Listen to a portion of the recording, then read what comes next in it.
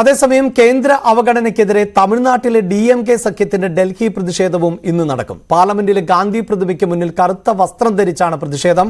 8 ജില്ലകളിലെ പ്രളയക്കെടുതിയിൽ 37,000 കോടി രൂപയുടെ പാക്കേജ് ആവശ്യപ്പെട്ടിട്ടും അവഗണിച്ചതിന് എതിരെയാണ് പ്രതിഷേധം. കേന്ദ്ര ബജറ്റിലും അവഗണനയാണ് നേരിട്ടത് എന്നും DMK ആരോപിക്കുന്നു. തമിഴ്നാടിനോടുള്ള കേന്ദ്ര അവഗണനയ്ക്കെതിരെ CPIM സംസ്ഥാന ഘടകത്തിന്റെ പ്രതിഷേധവും ഇന്ന് ചെന്നൈയിലെ കേന്ദ്ര സർക്കാർ ഓഫീസുകൾക്ക് മുന്നിലാണ് പ്രതിഷേധം നടക്കുക. പ്രളയബാധിത ജില്ലകൾക്ക് സഹായം നിഷേധിച്ചതിന് പുറമെ ബജറ്റിലും അവഗണിച്ചതായാണ് ആക്ഷേപം. രാകേഷ് ചേരുന്നുണ്ട്.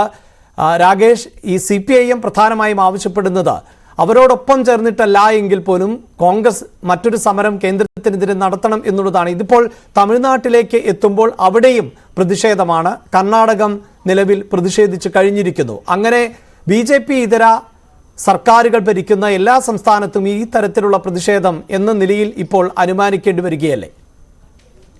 അഭിലാഷ്, അങ്ങനെ വേണം കരുതാൻ. പ്രത്യേകിച്ച് ദക്ഷിണേന്ത്യൻ സംസ്ഥാനങ്ങൾ ഒന്നടങ്കം സമരരംഗത്തേക്ക് ഇറങ്ങുന്ന സാഹചര്യത്തിലേക്ക് ഇപ്പോൾ എത്തിയിരിക്കുന്നു. അതായത് ഇന്നലെ കർണാടകം, ഇന്ന് കേരളം ജന്തർ മന്ദിറിൽ സമരം നടത്തുന്നു. ഒപ്പം പാർലമെന്റിൽ ഇതേ സമയം തമിഴ്നാട്ടിലെ പ്രധാനപ്പെട്ട ഭരണകക്ഷിയായ DMKയുടെ നേതൃത്വത്തിലും സമരം നടക്കുകയാണ്. ഏതായാലും ഇന്ന് പാർലമെന്റിലെ ഗാന്ധി പ്രതിമയ്ക്ക് മുന്നിലാണ് തമിഴ്നാട്ടിലെ DMK അംഗങ്ങൾ പ്രതിഷേധിക്കുന്നത്. കറുത്ത വസ്ത്രം അണിഞ്ഞുകൊണ്ടാണ് പ്രതിഷേധം. DMKയ്ക്ക് പുറമെ DMKയുടെ സഖ്യകക്ഷികളായ ഇടതു പാർട്ടികൾ, കോൺഗ്രസ്, VCK തുടങ്ങിയ കക്ഷികളും ഈ സമരത്തിന്റെ ഭാഗമാകും. പ്രധാനമായും ഉന്നയിക്കുന്നത് സമീപകാലത്തുണ്ടായ പ്രളയം, അത് 8 ജില്ലകളിൽ വലിയ നാശനഷ്ടമുണ്ടാക്കി.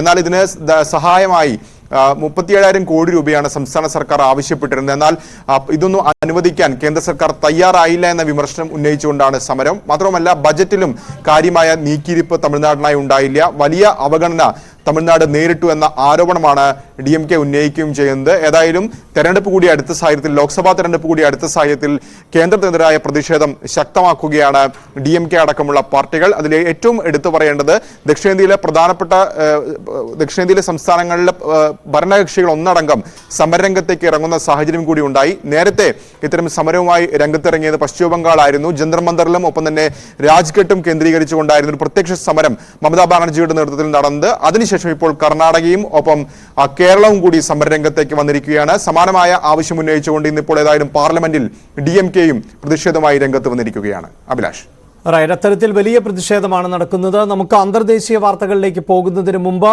മറ്റൊരു ദേശീയ വാർത്ത കൂടിയുണ്ട്. പാർലമെന്റ്